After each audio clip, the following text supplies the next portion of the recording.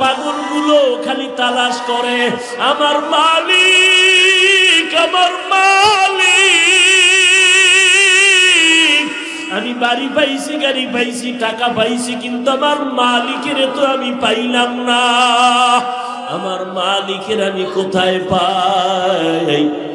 আমি যে টাকা নিয়ে পাগলামি করি, এই টাকা তো আমারে চায় না। আমি যে ক্ষমতার পিছনে জীবন কাটাই, সে ক্ষমতা তো আমারে চায় না। আমি যে স্ত্রীর জন্য জীবন দিতেছি, সেই স্ত্রী তো আমার জন্য জীবন দিবে না। দিবে? দিবে না। আমি যে সন্তানের পেছনে রক্ত ক্ষয় করতেছি, ঘাম শুকায় কামাই করি, সন্তান তো আমার জন্য কিছু দিবে না। স্বার্থে আঘাত লাগলে সব চলে যাবে। কিন্তু চিন্তা করে দেখলাম, একদিন আমাকে আমার মা ছেড়ে দিবে, বাবা ছেড়ে দিবে, ভাই ছেড়ে দিবে, সন্তান ছেড়ে দিবে। আমাকে সবাই ছাড়িয়া ওই বাঁশবাগানে রাখবে, কিন্তু আমার মাওলা যিনি আমার আসল মালিক, সে আমাকে দূরে ঠেলে দিবেন না। আজকে তো দেখি স্বার্থে আঘাত লাগলে মা আমাকে ভালো জানে না, ভাই আমাকে ভালো জানে না, বন্ধু আমাকে ভালো মনে করে না। আল্লাহ, আমি তোর কেমন আদরের মোহাব্বতের মালিক। তুই জীবনে আমার দেওয়া পানি পান করলি বিনা টাকায়, আমার দেওয়া সূর্যের আলো ভোগ করলি ফ্রি, আমার দেওয়া গাছের ফল খাইলি ফ্রি। আমি একটা টাকাও বিল চাই নাই, বিল নেই নাই। ও বান্দা, আমি আল্লাহর সব নিয়ামত খাইয়া একবারও তুই মসজিদে হাজিরা দিলি না, জিকিরের মজলিসে বসলি না, আমি আল্লাহকে আল্লাহ বলে ডাক দিলি না। আমি আল্লাহ রাগ কইরা তোর পানি বন্ধ করি নাই, খানাও বন্ধ করি নাই। আমি আল্লাহ তোর জন্য চলার রাস্তা বন্ধ করি নাই। তোর গুনার কারণে আমি জানি তুই কোন দিন কোথায় কয়টা অন্যায় করেছ। অন্ধকারে মোবাইল নিয়ে গুনাহ করেছো, আমি আল্লাহ সব তাকাইয়া তাকাইয়া দেখেছি। তুই চোখের দ্বারা কয়টা গুনাহ করেছো, হাতের দ্বারা কয়টা গুনাহ করেছো, কেউ জানে না। দরজা জানালা বন্ধ, আমার রহমতের দরজা তো বন্ধ নাই। আমি আল্লাহ রাগ করে পানিও বন্ধ করি নাই, সম্মানের চেয়ার থেকেও ফালাইয়া দেই নাই, বরং আমি এত মায়া নিয়ে তোরে ডাকছি, আয় আয় আয়। আমার রহমতের দরজা ছাড়িয়া তুই কোথায় যাও? ওরে বান্দা, আমার দরজা ছাড়া তুই যেদিকেই যাবি সেদিকেই তো জাহান্নামের আগুন। ওই জাহান্নামের আগুন তো সহ্য করতে পারবি না। রে বান্দা, ফিরিয়া আয় আয়। যদি একবার ফিরিয়া আইসা একবার আল্লাহ বলি আমাকে ডাক দাও, তোর জীবনের সব গুনাহ আমি মাফ করে দিব। ইয়া ইলাহি মুঝসে মুঝকো দূর কর, তাকে দেখো মুঝ মে তুঝকো এক নজর। ইয়া ইলাহি তু মেরা মাবুদ হ্যায়, ইয়া ইলাহি তু মেরা মাশূক হ্যায়। আল্লাহ পাক চান না তার আদরের কোন গোলাম জাহান্নামে যাবে। আল্লাহ বড় মায়া কইরা বানাইছেন তো, এই জন্য আল্লাহ এক সেকেন্ডের জন্য চান না তার বানানো কোনো আদরের গোলাম জাহান্নামে যাবে। কথা আমার আল্লাহর কথা, রহমতের নবীর, যে নবীর চেহারার দিকে একটা নজর দিলে জাহান্নামের আগুন হারাম। যে নবীর চেহারা মোবারকে একটা মোহাব্বতের নজর দিলে পেটের ক্ষুধা থাকে না। কেমন আমার মায়ার নবী, যে নবী রাস্তা দিয়া হাঁটতেছেন, গাছের দুই পার্শ্বের গাছ নত হয়ে নবীরে সালাম জানায়। নবী যেখানে কদম দেন মাটির উপরে, ওখান থেকে নবী চলে গেছেন, কিন্তু দীর্ঘদিন ওখান থেকে মিশকের ঘ্রাণ। এই নবীর নিয়ে টানাটানি, নবীজির ঘাম থেকে মিশকের ঘ্রাণ। দুনিয়াতে আরো নবীর দাবিদার বহু মিথ্যাবাদী আছে, তাদের ঘাম থেকে কোনো ঘেরান ছিল না। তারা যদি এত দামি হয় তো এই নবী দাবি কইরা বাথরুমে মরে কেন?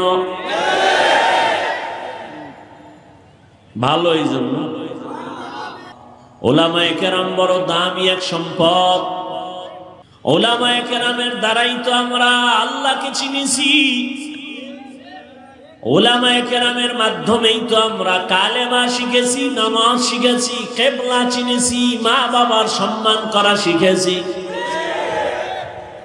আজকে যদি বগুড়ার সেই সন্তান কোন আলেমের সাথে সম্পর্ক রাখত, ওই সন্তান কোনদিন মাকে জবাই করত না।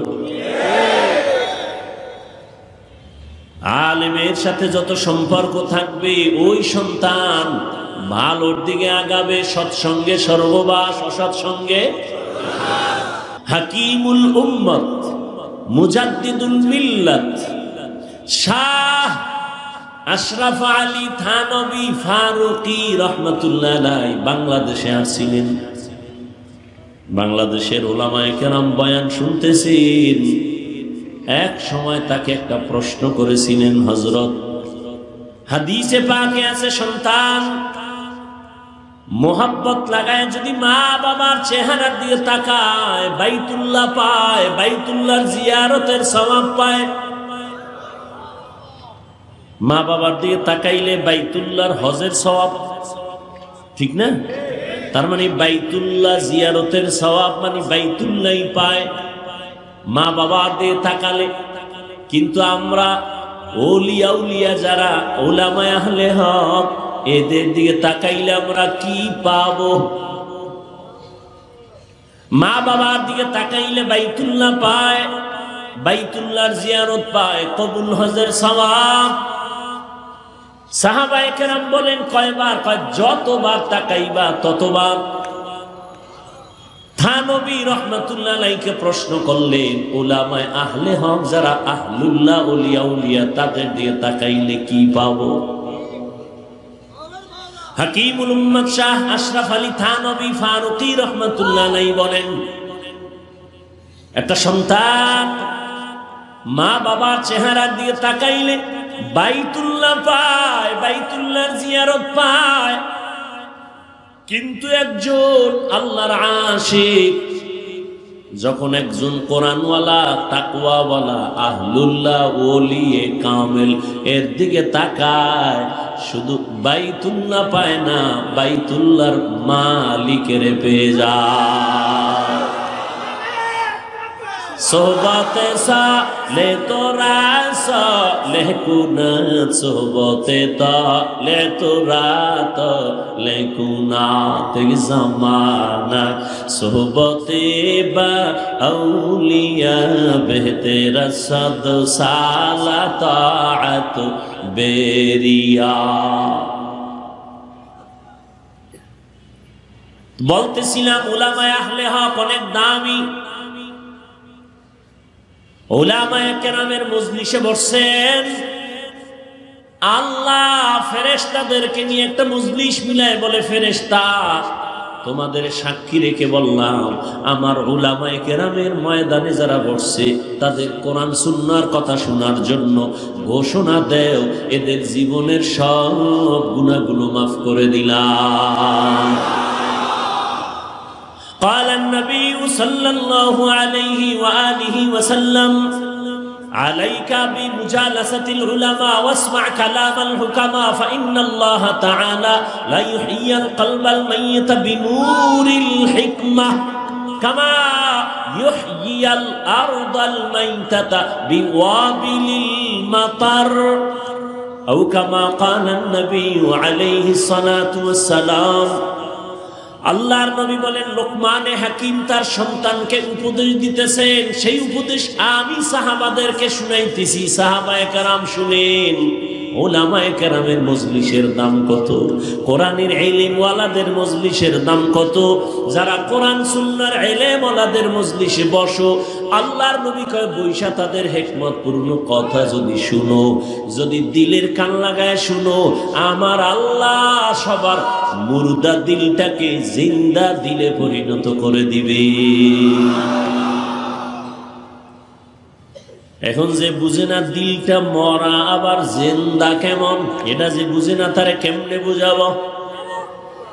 قال النبي صلى الله عليه وآله وسلم আলা সাবধান উম্মত, ইন্না ফিল জাসাদি লামুদগাহ ইযা সালুহাত সালুহাল জাসাদু কুল্লু ওয়া ইযা ফাসাদাত ফাসাদাল জাসাদু কুল্লু আলা ওয়া হিয়াল কলব। রহমতের নবী বলেন, প্রত্যেকটা মানুষের ভেতর একটা গোশতের টুকরা আছে আল্লাহর দেওয়া, এটার নাম কলব। এটার নাম কি? এটার নাম কলব, এটার নাম দিল, এটার নাম কলব। এই কলবের টুকরা যদি ভালো থাকে পুরা মানুষটাই ভালো, আর এই গোশতের টুকরা কলব যার খারাপ পুরা মানুষটাই। বলে কলব খারাপ হয় কেমনে? নবী ভিন্ন হাদিসে বলেন, একটা গুনাহ করলে কলবে একটা কালো দাগ পড়ে, দুই গুনাহ করলে দুইটা কালো দাগ পড়ে।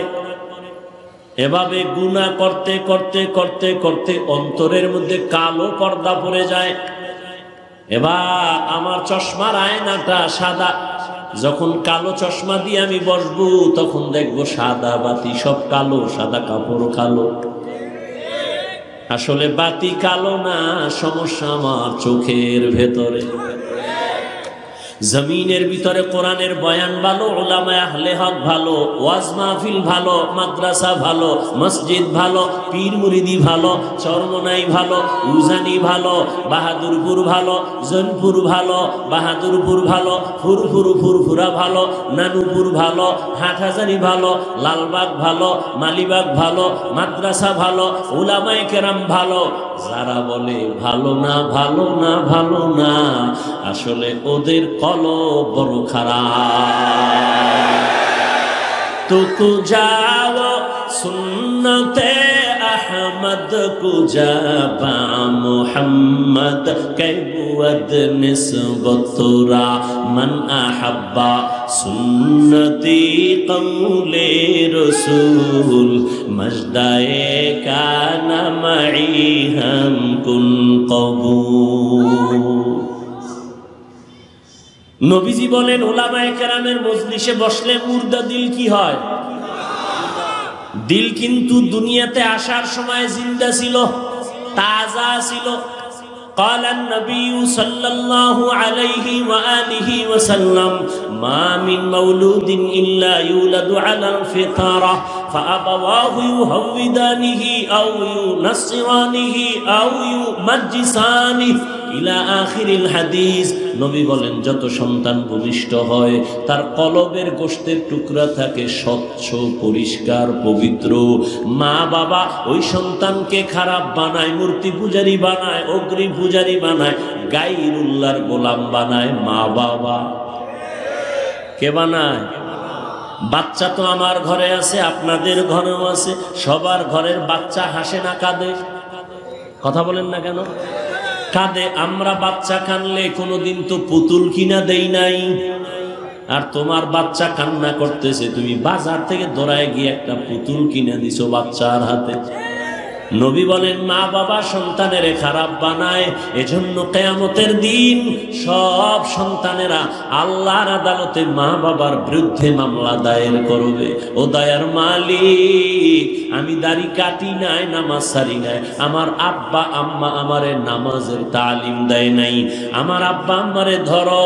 আল্লাহ সূরা আহজাবের ৬৭ নম্বর আয়াতে বলেন, রব্বানা আতা'না সাদাতানা ওয়া কুবারানা ফাআদাল্লুনাস সাবিলা। মামলার আয়াত পেশ করবে, মামলা দিয়ে দিছে। এবার আল্লাহ কইবে, তোরে বুদ্ধি দিছিলাম নি? হ্যাঁ দিছি না। বিবেক দিছিনি? হ্যাঁ। কুত্তা শুয়ারের তো দেই নাই ভালো মন্দ যাচাই করার জন্য, হক আর না হক বন্ধ বুঝার জন্য গরুরে আকল দেই নাই। গরুরে যদি দিতাম এটা হক এটা বাতিল, তাহলে মালিকের দেখাইতো, অন্যের ফসলে মুখ লাগাইতো না। আমি তো কোনটা ভালো কোনটা খারাপ, কোনটা হালাল কোনটা হারাম এটা বুঝার জন্য মেধা তো মানুষকেই দিয়েছি। এরপরও যদি মানুষ হালালটা পাইলেও খায়, হারামটাও খায়, গরুর মতো ভেদাভেদ না করে, আল্লাহ কয় তোর থেকে গরু অনেক ভালো। তুই গরুর থেকে খারাপ, তুই গরু না, গরু না, গরুর থেকে। আল্লাহ কোরআনে সূরা আরাফ 9 পারায় বলেন, ওয়ালাকাদ জারানা লি জাহান্নামা কাসীরাম মিনাল জিন্নি ওয়াল ইনস লাহুম কুলুবুন লা ইয়াফকাহুনা বিহা ওয়া লাহুম আ'য়ুনুন লা ইউবসিরুনা বিহা ওয়া লাহুম আযানুন লা ইয়াসমাউনা বিহা উলাইকা কাল আনআমি বাল হুম আদাল হুমুল গাফিলুন।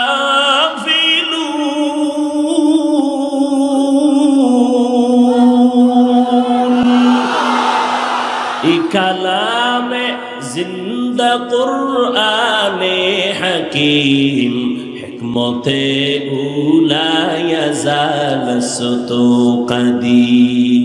আল্লাহ বলেন অধিকাংশ মানুষেরা জাহান্নামে যাবে। কম না বেশি? অধিকাংশ মানুষ জাহান্নামে যাবে। কেন?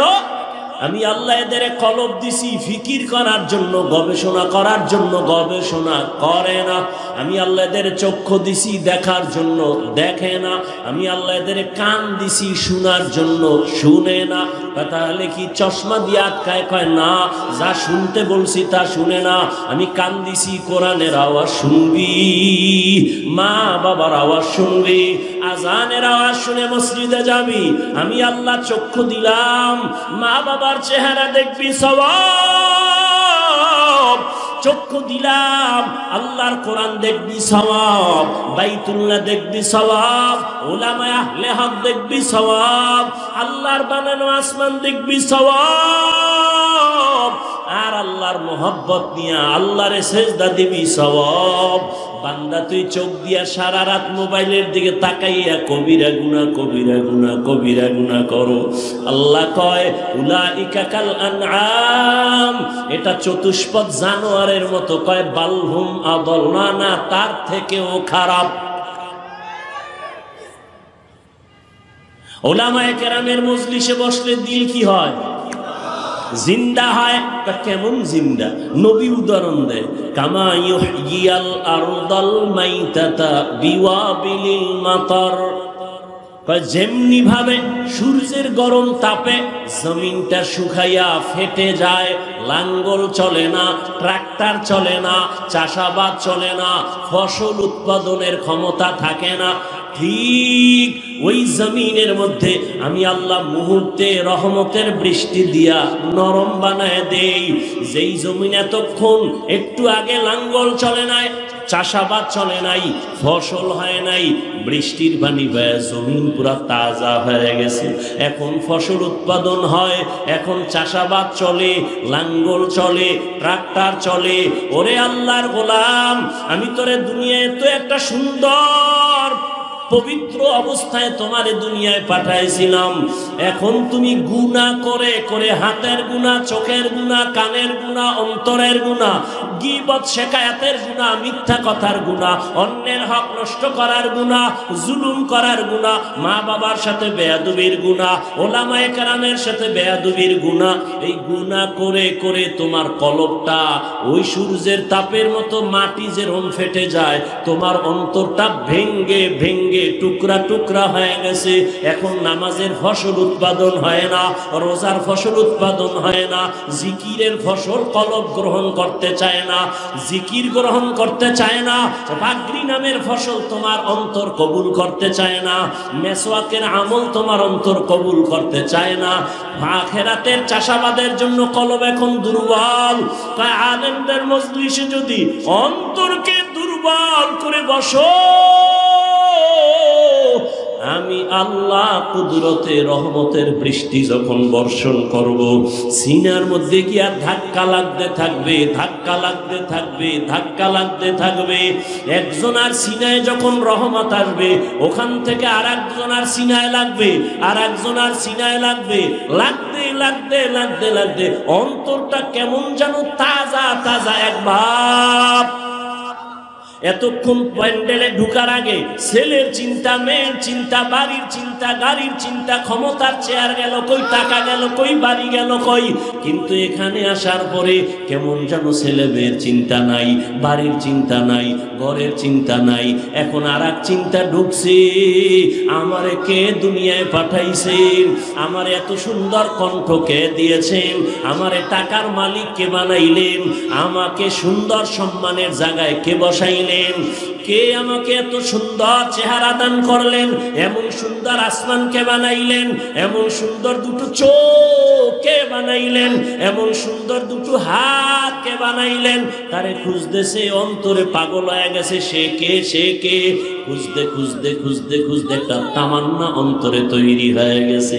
এইবার এমন পাগলামি শুরু করছে, আমার মাওলারে তো আমি না নিয়ে আর যাব না, আমার ছেলে আজ আছে কাল থাকবে না, আমার মা আছে থাকবে না, ভাই আছে থাকবে না, কই বিল্ডিং ওয়ালা পড়ে আছে, বিল্ডিং ওয়ালা পালায়ে গেছে, টাকাওয়ালার টাকা পড়ে আছে, টাকাওয়ালা পালায়ে গেছে, তাহলে টাকা থাকবে না, বাড়ি থাকবে না, গাড়ি থাকবে না, এক সময় তো আমার একা হয়ে যেতে হবে। ওই সময় তো চিন্তা করে দেখলাম, ওই সময় আমার আপন কেউ নাই, আমার ডানে মাটি, বামে মাটি, সামনে মাটি, পেছনে মাটি, অন্ধকার অন্ধকার। ওই সময় আমি দেখলাম একজন আমার আপন, তিনি একমাত্র আমার মালিক, আমার আল্লাহ রব্বুল আলামিন। আমার আল্লাহর মোহাব্বত অন্তরে জমা হয়ে গেছে। ও আল্লাহর বান্দা, যে টাকার পাগল যে টাকার পেছনে দৌড়ায়, যে ক্ষমতার পাগল সে ক্ষমতার পেছনে দৌড়ায়, যে নারীর পাগল সে নারীর পেছনে দৌড়ায়, যে গাড়ির পাগল সে গাড়ির পেছনে দৌড়ায়, আর